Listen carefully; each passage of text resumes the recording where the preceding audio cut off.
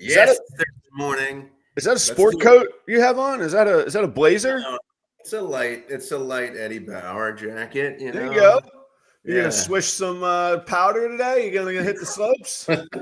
No, it's just a comfy jacket. It's versatile, so I can wear it even if the office is cold. I can keep it on, All right. it's sporty. It's nice. I like it. Offices are like planes. You never know really like it's either gonna be bloody hot or freezing cold, you know? Yeah. So I gotta at 8:30. I gotta head out to Dunedin, which is it's about an hour 15 minutes away. We got a new office there, so we got to do some work out there, and Ah, yeah, it's a crazy time. I think we talked a little bit about it last week. How yeah, I'm a little overwhelmed, but getting through everything. Taking it step by step, day by day, hour by hour, really, minute by minute. I keep rolling on. that's right. So you are the head honcho from the home office traveling out to the regional Dunedin office, going to lay a little order and guidance down. I don't I don't know about that.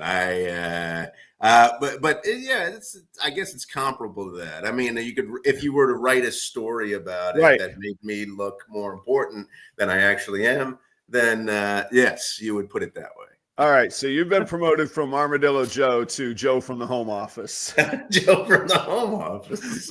Joe from the home office. He'll be here today.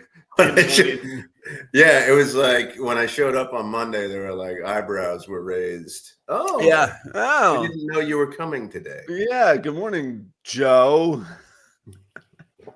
From the home office. From the home office. How's your week been, man? Oh my gosh, man. It's been an incredible week, actually. So my one thing this week is like the reawakening of parts of my brain that I had forgotten about. That's really what it was. You doing some Sudoku or something? What are you doing here? It's funny. So I had two instances where I was kind of like, oh yeah, this is what my brain used to be engaged in, and it's no longer engaged in this. And actually, my brain's pretty good at it, and it likes to be involved in these things. And one was I went to Pennsylvania, where I grew up. Yeah, that's right. Yeah. And I had a friend that passed away last year in the fall, and they did like a memorial service a few months later, and it was for so he was the proprietor of. He did a lot of different things. He was a really strange, fun, just multifaceted guy. And one of the things, what he ended up doing is he owned a jazz club in Delaware Water Gap, Pennsylvania. Oh, that's him. I was thinking that was I forget the guy's name, your friend's name that was on the show one time. I thought he owned the jazz club. Or do they own it together? They owned it together. So oh man, okay. Together. Yeah. So wow. All right. One of the owners passed away last year, and he and I, when I worked there many years ago, we became friends, and we did sketch shows together, and we wrote some funny stuff, and we did we wrote a piece on like Lincoln and Mark Twain meeting, and we performed it at a reenactment thing. Just like crazy. He was out there, and he was always like, yeah, let's do it. Let's yeah. He was like a guy. Yeah. He was like, yeah, let's do this stuff together. And it was evident going to this memorial, and it evident that he was like that with everybody, because there were so many people that showed up to the Deerhead, which is the jazz club, showed up to the Deerhead and just loved this guy. It was an incredible memorial service. But what reawakened in my head was I was a part of that community for 3-4 years. Even since I was a teenager, I was kind of going to that place and being a part of like a physical geographical community. Actually, I thought of you last, one of your resolutions is to go out and like explore and like meet people in your area. Like for the 12 years that I've been in Florida, I haven't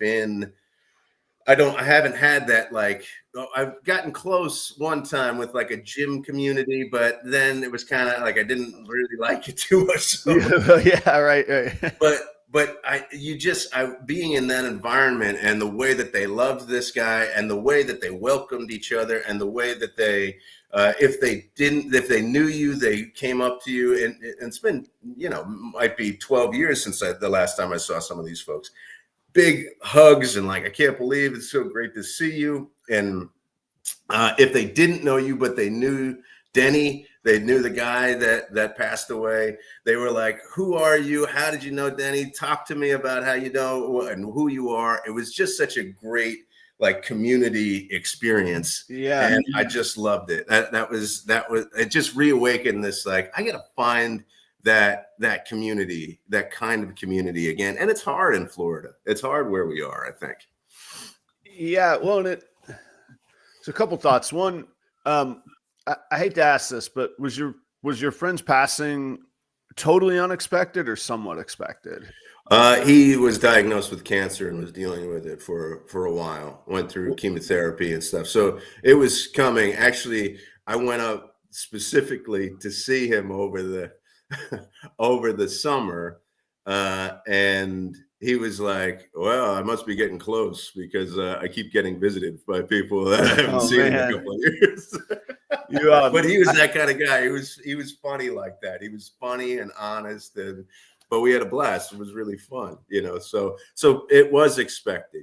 Yeah. Well, I asked because it sounded like people had gotten over the shock from what you're describing, but we're looking at, like, what I actually truly think is the more important sort of, like, life impression, what you leave left on this earth. And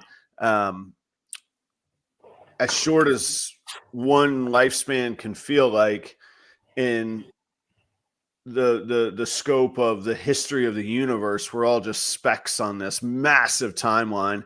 And so we get caught up in like this linear thing of how much time we had here. But it sounds like he left just an incredible legacy of some happiness and joy and a good community and people around him. And like I know that I'm certain you felt grief and loss, but like, there's just like joy that radiates and happiness that radiates from you when you talk about him. And like that's why I asked that, because it really struck me. Everything you're describing sounds far happier than a lot of funerals or wakes might be. And it sounds like a true celebration of the guy, which is what I think we could all hope for or want. And when our time comes.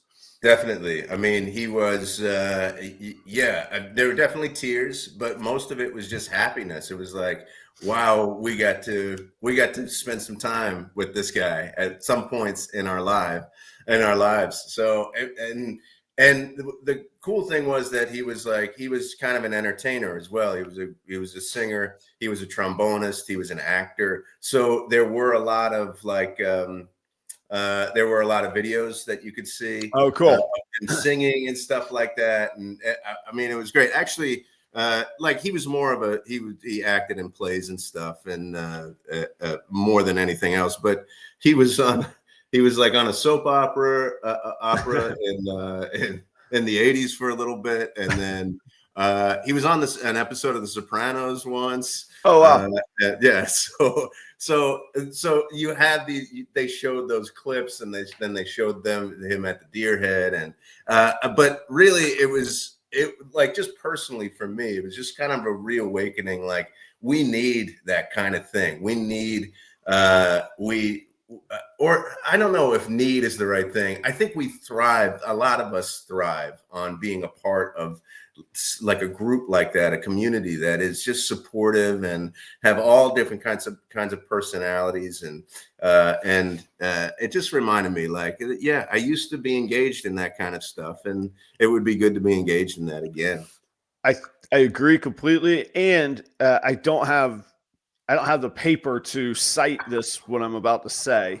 But there's been a lot of studies lately on, is there any benefit anywhere to alcohol? It used to be like, oh, glass of red wine is good for you, this and that. And lately science has been like, No, actually, there's no amount that's actually good for you.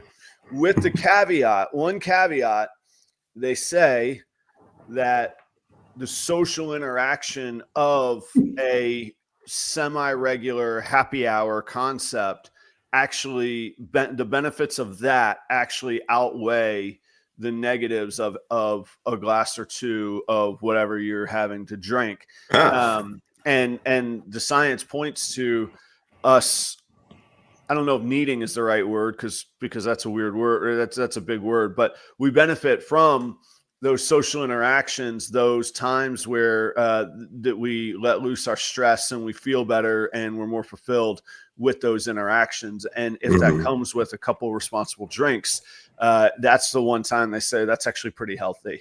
I would definitely, I mean, it makes sense. Definitely. Yeah. I mean, to go to a regular place where there are people who are unwinding, having fun, not being stressed about their job. And definitely like a good part of that is like it's always great to have like I always try to describe this concept. It's always great to have a third thing that you enjoy together. Like there's you and there's me, and then there's like a third thing that we can talk about. And this place had jazz, so it had jazz on a regular basis 4 nights a week. And so you'd go and you'd sit and you'd go, we're similar, no matter what, no matter what. And I mean, I guess some watering holes are like, we're similar because we like to drink and have beers. We like to throw darts or whatever. But this kind of place was like, we're similar no matter what, because we're listening to some music that we like together, you know? Yeah, there's a pub in Jacksonville that's really dear to me. It's called the Flies Tie. And I always said, I might not know personally any person in there on any given night, but I know everybody I'm probably going to get along with, because you don't just find it by accident. And there's like a culture to the pub. Like you come there for the certain camaraderie, the certain mindset. There were never fights there. And it wasn't because the most highbrow, best people in the community were there. It was because they all respected the place and respected each other. That's not a place where you do something stupid like get in a fight and bash up the bar. Yeah. The bartender might have made it clear some negative things were going to happen to you if you behaved that way as well. But nonetheless, the results were the same, that it was a good, I can't call it wholesome, but it was a place where I wanted to be for just what you're talking about, of like, there was like a built-in community there, because you weren't there unless you were sort of de facto, like I say, you didn't just stumble in there like Alice in Wonderland. Like you went there for a purpose of knowing that pub was there. So, and the proprietors were a part of that community. I think that's what's lacking in the plastic, just the McMansion pub or bars or strip mall bars. You walk in and some of them are really beautiful, and they're, you can, but who's the proprietor here? And I like that word proprietor. Like it means more than just owning the business. It's about like being a part of something. Like you're present. I am nurturing this. Right. It's a reflection of me. Yeah. And so I'm the guy that this is a reflection of.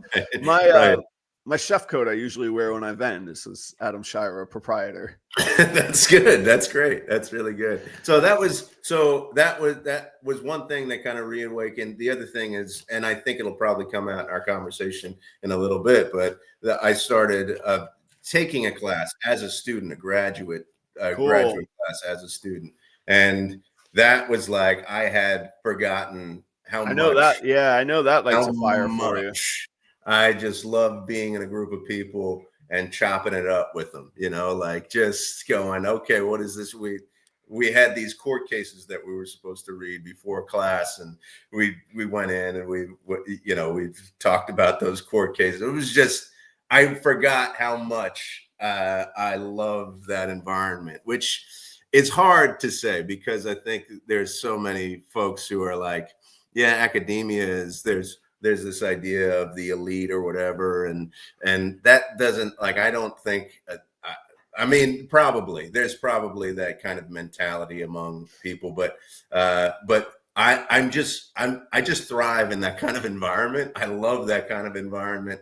And so I kind of was like, yeah, I forgot. That's part of my brain. That's part of how I operate. And, don't be ashamed of it. Go and be a part of it, go embrace it. Exercise that part because get it's happy, good. man. Yeah. Find the joy. And, to that point of, I think that there's a space and a role for everybody and everything.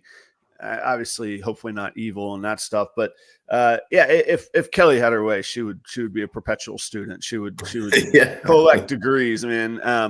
And I look around in that group and I go, these are not the elite. Let me right. Let me tell you, this is we are wholesome here because this ain't the elite here. Oh man. Hey, I'm glad you got all that cooking, man. Like that's the stuff that we need to keep us going. We gotta have that fulfillment. It is amazing how being overwhelmed can also ignite you and keep you moving. And I'm just trying to fit everything in right now. So, it also helps to gives you perspective about what your priorities are. Making sure that you have all this stuff, and making sure that you get to the soccer game, and see Aiden play or whatever. So it's been a learning over the past week, that's for sure. How about you? What's your thing? How was your week? The week was comparatively infinitely better. My boiler didn't freeze up. Yes, that's right. There was I made it knock on whatever this Formica is here. I made it with no catastrophes this week. The car wash is running.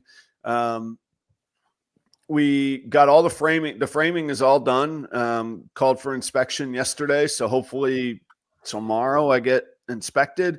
And then the big goal that I'm getting to, that I just have this like deadline, is that I need to get the spray foam in there. And I need to get the spray foam in there while it's still bloody cold, because I want to see what this spray foam was really made of with the heat source that I have, because that's going to dictate how much of a redundant or secondary source of heat I'm going to need. And so I need to do these temperature studies. So as soon as that spray foam's in, everything else is superficial from a temperature standpoint. So can it handle it? Can it not? Do I need to plan for, like I got right there, I have one of these mini splits. Will a mini split handle the regulation to the fine tuning it? Or do I need to get a natural gas forced air garage blower kind of thing in there? So the faster I could get the spray foam insulation in, the faster I could start studying these temperatures. And I really can't delay, because we're in the dead of winter right now, which is actually great for what I need. But in 6 weeks, we could be knocking on spring's door, and I need to know what this thing's made of at the harshest. You know what I mean? So that's what I'm hoping for.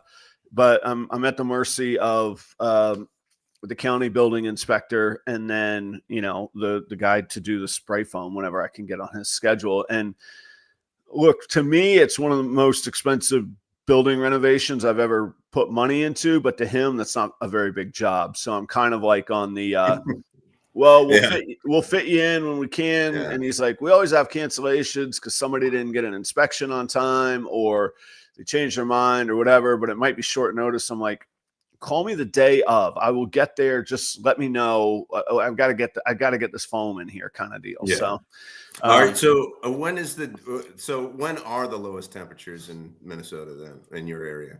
Well, that comes to my one thing this week. I experienced something this week I never have before, Joe. There's almost a prideful amount of like suffering and pessimism that goes with Minnesota. It is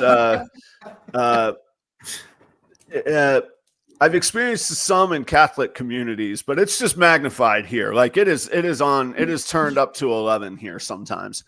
So in my, not quite a year and a half my 15 months that I've been here, whenever I've said, people say, how's it going? It's good. It's freezing out there. Almost to a person in Minnesota, they go, this, you ain't seen nothing. This ain't that bad. Nothing to it. or yeah, you just wait till it's this, or, then they get into the historical stories. There was one time in 92, you should have seen, and you're like, all right, look, I get it. You've suffered. Like it's hard here. You're winning. You had a harder run than I did in Florida. I get it. Yesterday was the first day that to a person, when I said it's cold, they're like, that's pretty damn cold out there. And I was like, what? Oh, I've made it. I've made it. I made it. I survived it. So how cold was it? Like, I don't know, -4 or -6 or something. Like I don't get caught up in like the specific numbers, because there's just a point where you just walk outside and you're like, who the hell would choose to live here? What's going on? And but this Saturday and Sunday, the high will be -4. We're gonna be down in the, and there's a lot of syllables, mid-negative teens to mid-20 Saturday and Sunday and Monday. So be hunkering down. There was on what you talked about, there's a Minnesota Snow Festival, and they make like a whole like town of like ice sculptures and igloos and like that's cool. Like, no, there's like bars you could sit in that are all ice kind of deal. Like pretty neat.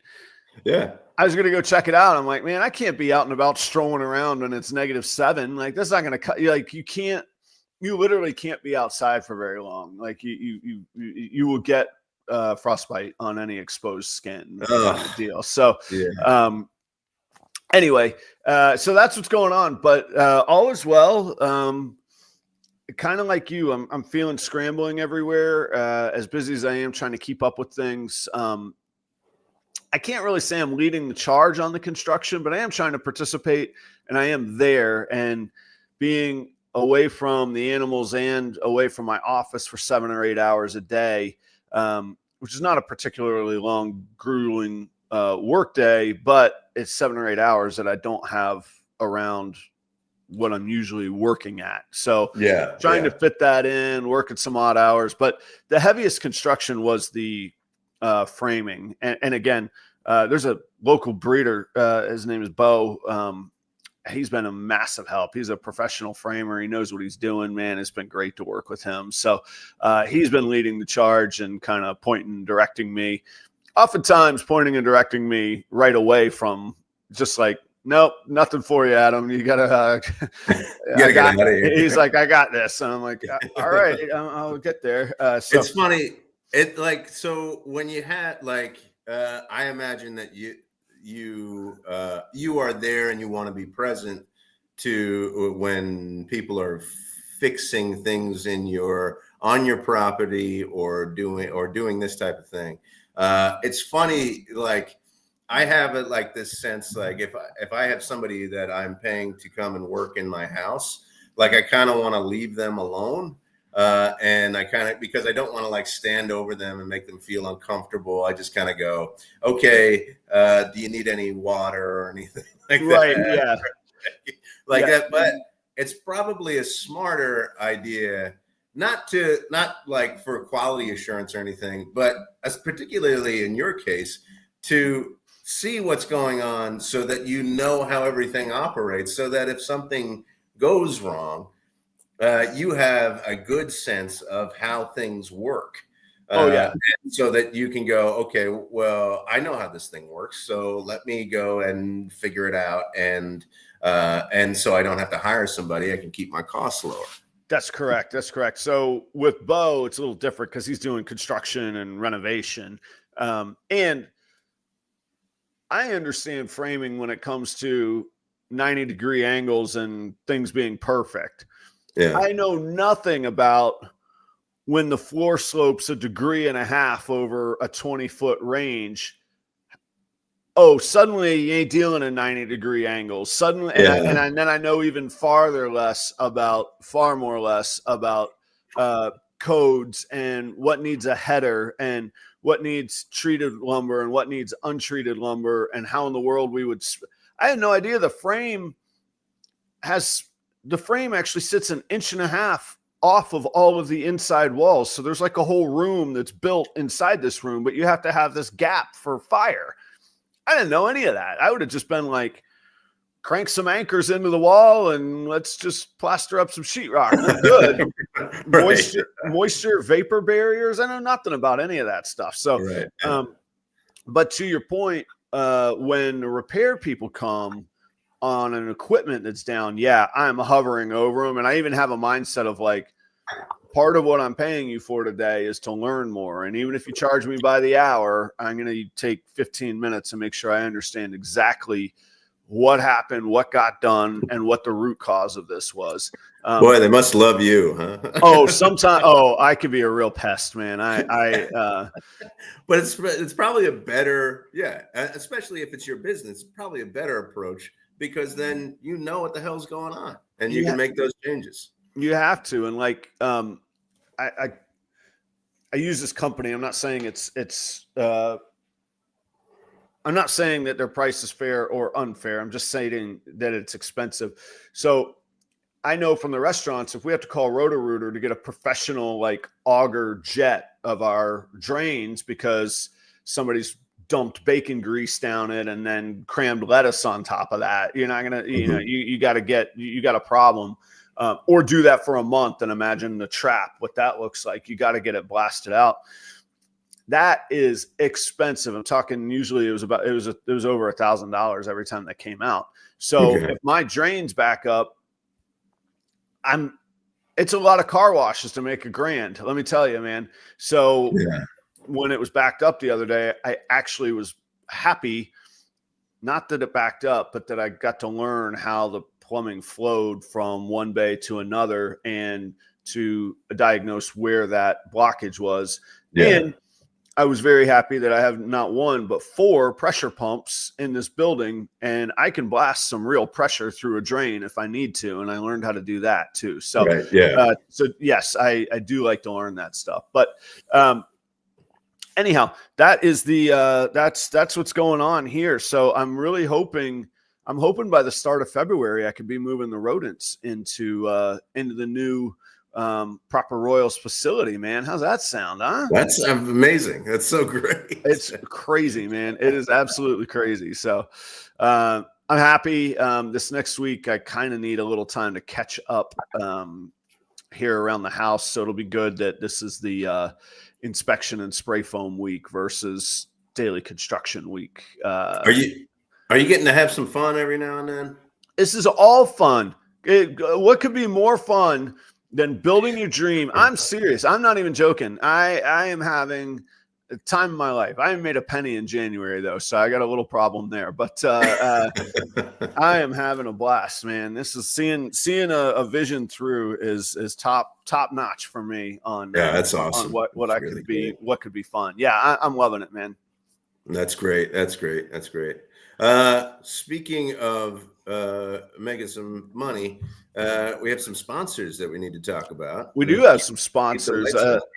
I have some good news too, along with the sponsors. Value for the properroyals viewers, the people, Cold Blooded Cafe. You guys know I've been working with them for a long time, and I continue to. I'm thankful to Desiree and the team there. If you've used the promo code Proper11 before, it's been reset. You can reuse it again. You're going to get another 11% off your next order and fill up that box, maximize it. It's a percentage discount. So the more you spend, the more discount you're going to save. We all know that frozen rodents are pricey and you have to figure out how you're going to spend your money and what product you're going to buy. But Cold Blooded Cafe is what I was a customer before I ever did business with them, and they're what I use now for my frozen rodents as well. So go check them out. If you haven't been back in a while because you're just shopping promo codes, I get it. Go back, check them out again, see if it's worth leaving or trying something else. And if you've been a regular customer, more power to you. Go get a little discount, get a little thanks. Proper11 is the promo code. It's been reset. Let me know if you're running into any issues with it. You do need to be logged in with your email to get the promo code. Also, Husbandry.pro. You see these snakes all around me, these bins. it's how I keep everything straight. How are you going to keep the genetics, the breeding, the lineage, the feedings, all of that I manage through Husbandry.pro. And let me tell you, I only scratched the surface of what this thing is capable of. You could set up your own store, your own shop. There's, you could transfer ownership from one person to another. If they don't have Husbandry.pro, you can email the data to them. You can download your data. You can organize reports, all that stuff. Go check it out. Use the promo code PRoyals60. Get yourself 2 free months. And that's that promo code. Or if you go to the website, properroyals.com, there's a banner there you can click on. It'll take you directly there. And they'll know that I sent you. So go check it out. I definitely use it, and I certainly recommend it. I use it daily. So I think you'll like it. Charlie Ryan, that is the 15 minutes of lame current winner. Great guy, great breeder, one of the few people I've ever trusted to take the helm on either of my shows, which says a lot for him, in my opinion. But a top-notch breeder, great quality stuff. He has ingredients for singles, doubles, triples, and quads now up on Morph Market. He's doing amazing stuff with genes like Krypton, DG. I know that he's working puzzle stuff and just amazing clown combos as well. Go check out Charlie Ryan. He is from Reagan, Renee, Royal Pythons. That's the R's that you got to remember. And all of these links are now below in the description. Last but not least is Keith at Kreative Genetics. He and I did a breeding partnership last season with the clown Axanthic male that went to a whole bunch of my clown and Axanthics and even some double het girls. And the last one finally ovulated this week. My biggest girl, she's well over 3,000 grams. Big girl, finally ovulated with his boys' goods, hopefully. We'll see. So, but Keith, check out his Morph Market. He's got some super gravel clowns. He's got some highway combos.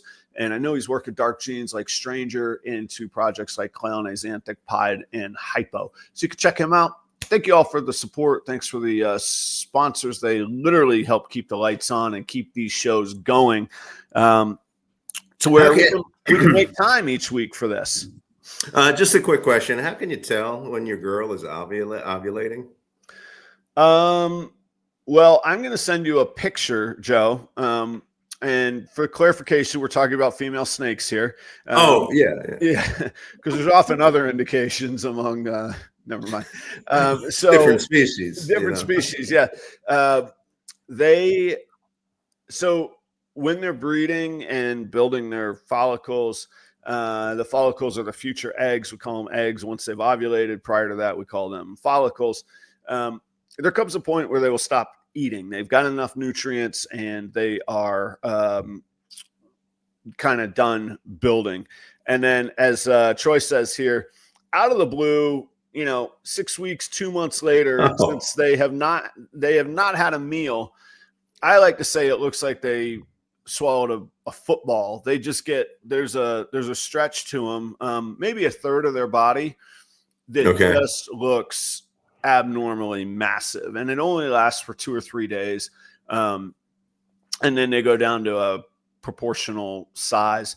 But and it usually there's a little bit of an arch accompanied with it too. So they're like I don't know. It's like a overfilled water balloon in that one particular area, and then it arches just a little bit. But I'll send you a picture. When you see it in person, and it's funny because sometimes they're hard to spot. So even with this girl, there's been a couple times where I'm like, oh, she's ovulating. Perfect. This must be it. I'm ultrasounding. I could see the follicles are huge. I'm like, all right, cool. And then you open it one day and you're like, oh, there it is. Okay.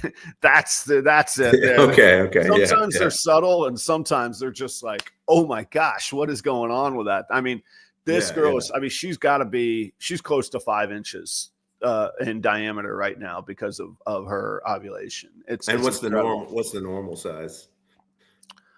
On a big ball python, a 3.5 inch girth would be a really big ball python. And this girl is inflated even bigger beyond that. So, so it's kind of cool. I've gotten already off to the races. I've gotten 3 ovulations already this year. So they ovulate, and then typically we say 47 days after ovulation, they lay the eggs, and then 55 days from when the eggs are laid, the hatchlings will come. So ovulations equal about 3 months down the road having hatchlings. Okay. So to already have a few cooking this year is really, really good. That's great. That's good. Yeah. That's good. Yeah. The cycle continues.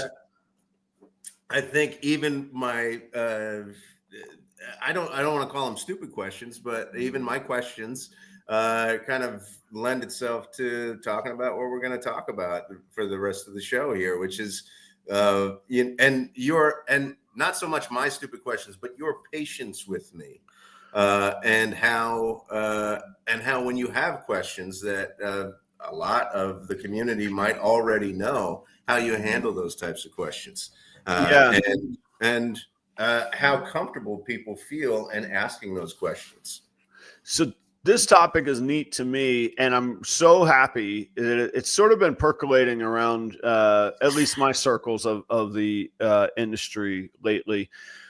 The idea being, how do we make sure as we learn more and we gain more experience and we gain more expertise, how do we keep a self-awareness that we're not becoming snobs?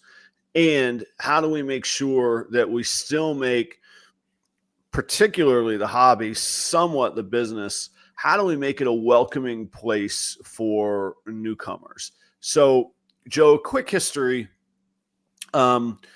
There was this a quick recent history. There was this boom time during COVID for a variety of factors, and a lot of people debate what those factors were. But the fact is, in ball pythons, people were buying ball pythons at an incredible pace and an incredible price. Breeders were making a whole lot of money at an incredible price and value. People saw that and said, hey, I could buy a ball python, put them together. I'll make a whole bunch of money like these other people are making a whole bunch of money. And there was this boom, then a glut of supply where there was too many snakes in the market for the buyers. Some people would argue that there still is. Prices crashed because of pretty simple economic foundational theories. You pump a whole bunch of a product into a market, and you don't grow the market, or the market decreases because people got to go back to work. And just like they stopped making sourdough, they didn't want their ball pythons anymore. So prices leveled out. The boom sort of buy-in and investment that stopped or has gone to a normal place. And now I think 2025 could be the most normal-ish year that we've ever seen. And for most of my experience and most of our audience's experience. And what happens is the people that made it through all that history that we just described, do we see ourselves as, oh, we're the guys that know it? Are we going to put up with somebody asking what's an ovulation? Or are we going to roll our eyes and go, you pet hobbyist person? And I think thinking about that is vitally important, because as the people that have been at this for a handful of years now are seeing the value of both a strong hobby, but also their own business to some degree. Not everybody's running a business to the degree or the goal that I am, but nearly everybody wants buyers for what they're breeding. Sure. Yeah. So in that case, we all need that. And I think that there's a real focus right now on, okay, if we're at this plateau, if we're at this base, if we're at this sort of normalish time, what would any industry do? We would grow our game. We would grow our industry, because we don't have people kicking down the doors like we have in the past. And we don't have the cycling out like we have had in the past. All right. How do we make sure that we're decent here? And what happens is we get these clicks, we get these, it's a really weird word to say, but incestuous, like it's the same 150 people in the audience on every show. So from a microeconomic standpoint, it benefits me to get a new viewer on this show as often as I can. So when I'm vending in person, I want to make sure that people know that they can follow up and learn here or on the Tuesday night show. That gives value back to the advertisers. It gets more people into the chats for a more engaging chat. It builds a community, all of those things. And all that was easy over the past 4 or 5 years because people thought, I'm definitely getting into this world. I'm going to get into this game because I'm going to make a whole bunch of money. And now people are like, it's pretty hard to make money in this game. I'm not getting in this. Yeah. So we have to build the hobby standpoint. And I think it's vitally important to make sure that we don't become snobs in the way that we do things. So that's like my premise or my, what I say, my argument. I don't want to make it an argument. My pitch for today. What do you think the prevailing sentiment is? I mean, is it do a lot of people see it like that, or have kind of the foresight? I mean, I think a part of this is an industry, and a part of this is community. And I think sometimes people want to be a part of a community and they forget that it's an industry. If they're making enough money in order to sustain themselves for the goals that they have. But is it like, do people actually see, if they're a part of the community, is the prevailing sentiment similar to yours, where it's like, we want to grow this because it's better for everybody? Or is it more like, no, I want this to be a niche community that I feel comfortable in, and I don't want new people involved? What do you think the prevailing sentiment is? I think it's even more nuanced than that. I think the prevailing sentiment, that the words are, yeah, we want to grow this, and we all understand why it's important to grow it. But then when it comes to actions, just look to any group chat or comment section, and it is just horrific. You're an idiot. This person's evil. That jean is overpriced. You're a dummy for buying that. I would, and it looks like an absolute, dumpster fire for somebody that, and let me say this too. There are a ton of ball python owners that have no idea that this world exists. Like they're just feeding their ball python, having a pet. Like they're not like, yeah, right. And they're very valuable too. And maybe they're the most sane ones of the world, because this could be a little insane to think about. Like, okay, you have hundreds of snakes and you spend most of your waking hours in these little snake communities one way or another. You could have a problem, Adam. Like, there's a thin line there of like, Adam seems like he has it together, to Adam's insane. So, what I think happens, or what I see it shows a lot of times, is, you just, and here's the thing for me that really made it an interesting thing. As I learn more, I look back on things that I thought were elitist at the time, and I'm like, there was actually a lot of truth in that. It may be. So I'll give you an example.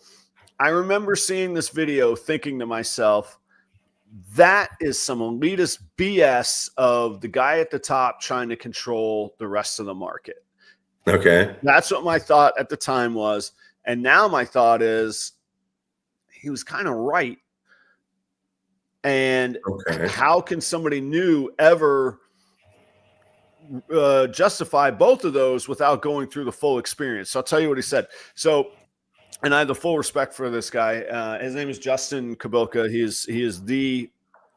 There's a lot of debate on who might be number 2 through 5, but there's only one. Kabilka's number 1. Yeah. He's the guy, right? So, and he has been, and he will be, frankly. So this was years ago. He cut a video, and I remember, I think he was even in his car driving, and he was like,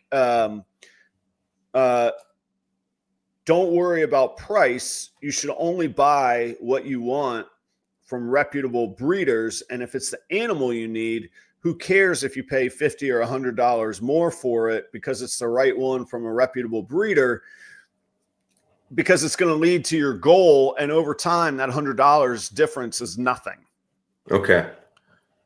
I absolutely believe that right now. 100%. Yeah. I complete agreement with it. Right. Yeah. At the time, I go, here's this guy who's already king of the hill. He's the reputable breeder. Dictates the market. He's the reputable breeder. And here's me trying to break in a breeder that nobody had heard of. And still, I'm way down on the totem pole. Yeah. And this guy's going, nah, don't give Adam a chance. Doesn't matter. Like, and I remember being like, this is some elitist BS right here, man. I'm not going to stand for this. Yeah. And now I'm like, I'll I don't want to say it out loud, but in my mind, sometimes to people, I'm like, you're buying unknown junk from unknown people. Don't do it. Yeah. Right. How do we reconcile? Like, that's what I know now. How do we reconcile that and get good information across without being elitist? And the fact is, we do need those unknown breeders breeding and getting into the game, because they're going to float the ship. They're going to know. They're going to know new people. They're going to know people that they can engage and grow this community. So that's an example of it. And there's a lot of examples like that. And I find myself, the more certain I am that something is a fact, or more confident I am that something is the right way, I find myself less tolerant of another point of view, especially if it comes to the health of an animal. Yeah. But that could come across, again, I don't know how to deliver it in a way that's not snobbish, and I don't know how to tell a newcomer to decipher what is really good factual information from what is just downright snobbery, because that does exist. Right. That exists as well. Okay, I see what you're saying. And so I think the operative word in your initial dilemma of that sounds like an elitist thing, but now I agree with it, is reputable, right? So what makes you reputable? What makes other breeders reputable? And what makes other breeders not reputable? Like, is it the quality of their animals? Is it or is it how they treat their customers? Is it how they back up their product? Like, what makes you what got you? Do you think that you are a reputable breeder? Yes, I do. Okay. And I work hard at that. Yes. What got you from breaking into being reputable? So that answer's changed over time. It's easier now because of the time and longevity that I've put in and been around. And I can say that even to somebody that has no idea that there's a YouTube channel and that there's a ball python, YouTube, Instagram world, I could say to a person, I've been at this X number of years. Here's my website. Here's some customer testimonials. And then I always make a point of making sure that my display is as clean and crisp as possible, so it conveys that message in a room where maybe not everybody's display is as clean and crisp as possible. So there's what I physically sort of accentuate, and then there's the subtle actions that back it up. And at the end of the day, that's the best that I can do. Now that's with a customer pool of strangers. In this little world, it's a whole different cutthroat kind of thing. And I think that's where some of the snobbery comes from, where like, it's really hard to have, it's almost like, I'm a history major. So like colonialism of the 16 or 1700s, there was this mindset that there was a finite amount of wealth. And if somebody else was getting wealth, that meant that we were getting less. That meant we had to go get all the wealth, hence the British Empire, for example. Yeah, right, And there's that mindset sometimes from competitive edges and competitive angles. We know this to be a fallacy. We know that we have not scraped the surface of all of the riches in the world in this industry. We can share. There is not a finite amount of wealth. And how we make it infinite is by growing this industry. But what happens is it's easier to shoot somebody else down. It's easier to say their product is junk. It's easier to go, just like Elias said, we hear all the time, that gene is dead. You're breeding pet quality animal. Or the flip side, you only just don't like this gene because you can't afford it. Just unbelievable stuff that a lot of times people ask me like, hey, did you see this or did you watch this? And I go, no, I don't. I'm a little disillusioned where I just put on blinders and it can be mistaken for selfish and snobby. Oh, you only watch your own show, Adam. That's nice. Well, frankly, I get tired of the other crap sometimes. And I'm not saying my stuff isn't crap. I'm saying all of the stuff that we're talking about is exhausting. And I think it is a good opportunity to really focus on that mindset that it's time to start growing again. We have room to grow again. Also, side note, I got to clarify. I think so. So Watts Minor joins the shows a lot. And I think Watts Minor is my old buddy Phil, and I think he's changed his name, and I didn't know it. And he probably thinks I've been ignoring him for 2 months now. I'm like, I don't know who this is, and I think I put it together. So if you're Phil, out with yourself, pal. I think it is, and it's good to see you, Phil. I think that's Phil. There we go. I did crack the case. And I'm sorry, my one other thought on this, Joe, is that I want to get out while we still have time to discuss it. Is there are a lot of outside forces working against us too. Let me tell you, if a politician needs a popular platform, we'll just bring up pythons in the Everglades and let's make reptiles the devil, okay? Because it's really hard for people to differentiate between a Burmese python and a ball python in a basement in Minnesota, or an iguana in Oklahoma, or a tegu in South Carolina. And we need to present ourselves in the most professional, brightest light possible. And when we don't do that, all we're doing is giving those outside forces more ammunition against us. And that concerns me. And I've said it before, and I'll say it a million times. I think we could take a lesson from what the world of the culture, the community, and the lobby of marijuana did over the past 30 years.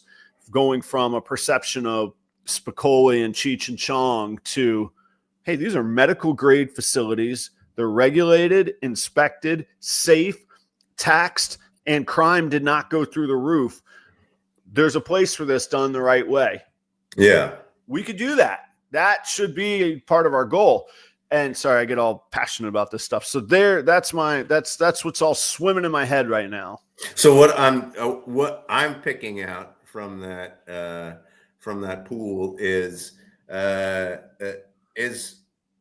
certain kind of packaging, but packaging is too cold. So, but packaging, what I mean by that is you're packaging your appearance. So you're making sure that your when you vend, your place looks great, but also packaging your message and your knowledge in a certain way. You even said, how do I say something without sounding snobbish or without it sounding like snobbery?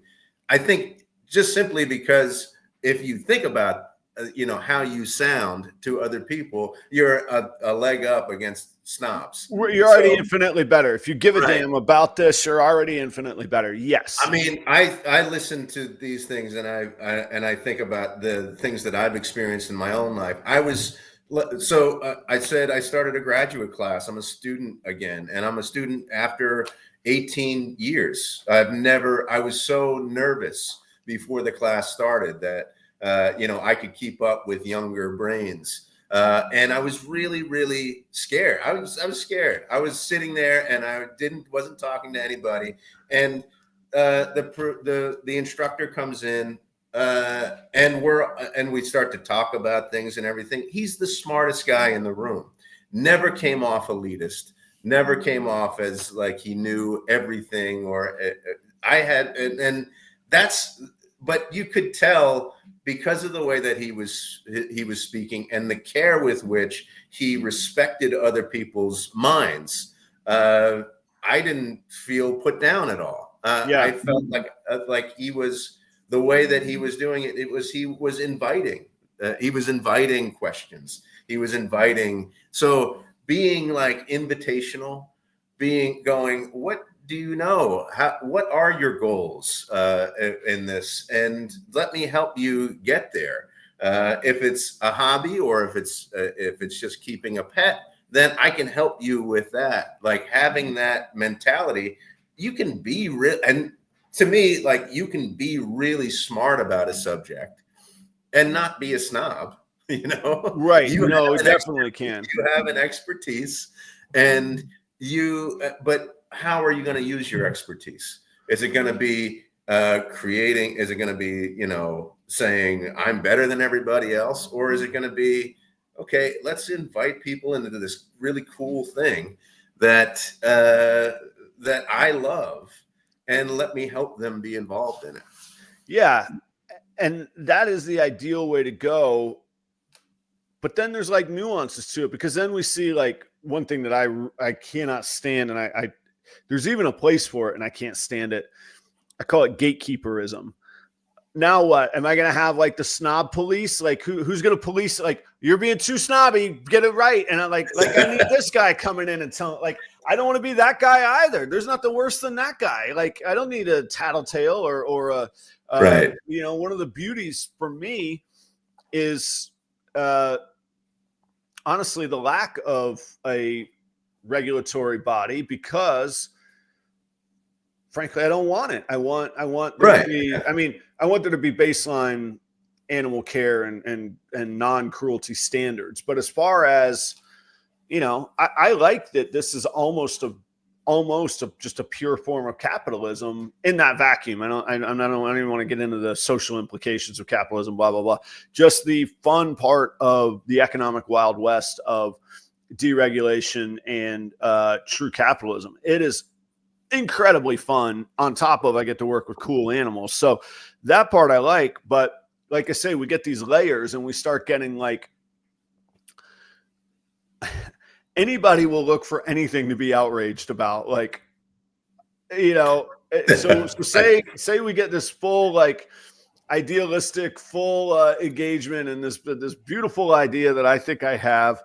Then what? We're going to hold people accountable that aren't like enough into it, and then we create another level of snobbery. You see what I mean? Like it's this constant. I think what it has to be is the forefront of our mind of, are we presenting ourselves in the best possible way, and are we ready to accept the repercussions if we don't? And part of those repercussions are going to be lower business and tougher opportunities for us to have, keep, and breed these animals if we don't.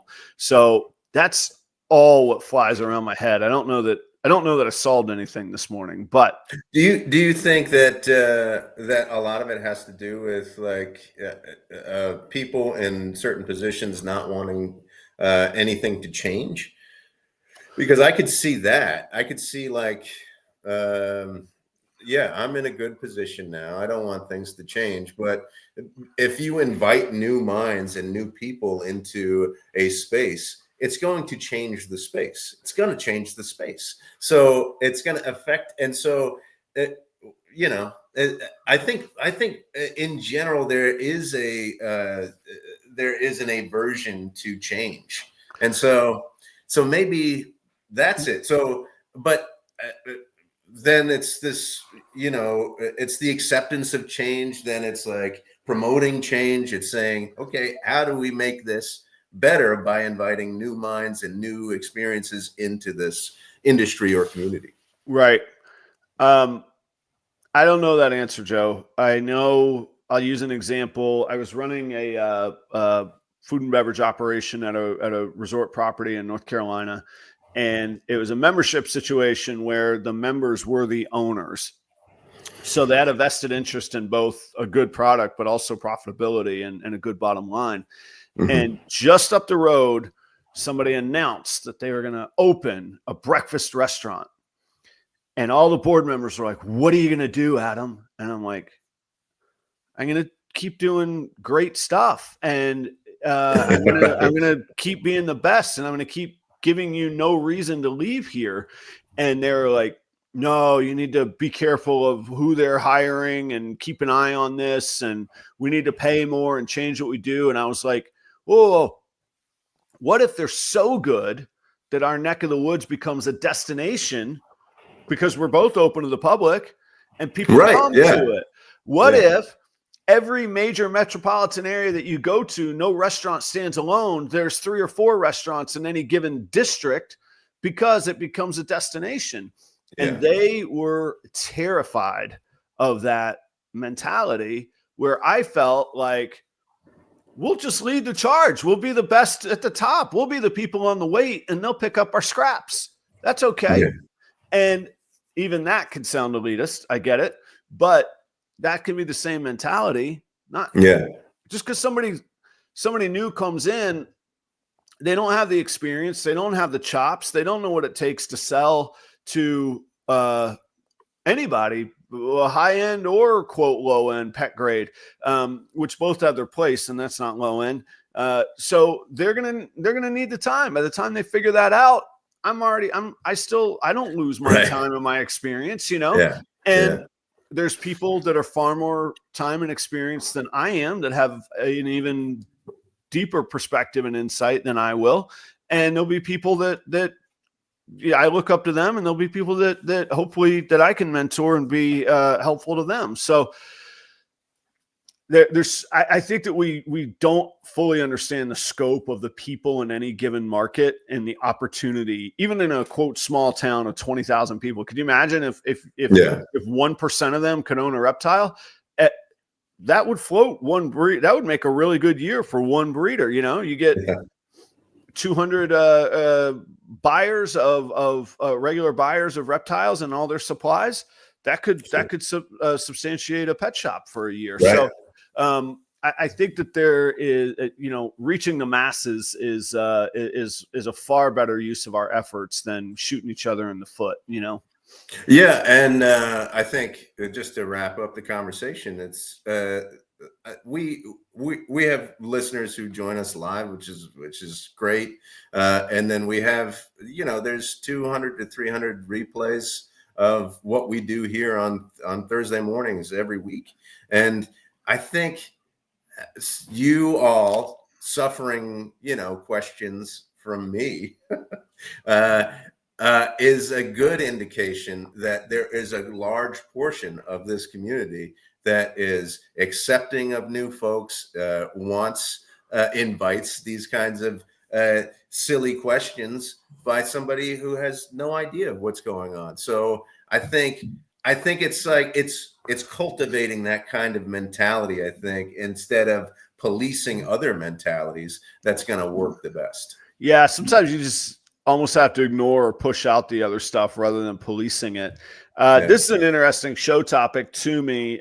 Phil says, what if we're getting a new tax structure as it looks the Fed has to print this year, so the market is going to strengthen, money inflated or not will flow. Whether you're for or against or like or dislike any particular person or certain climate or anything like that, their change is upon us.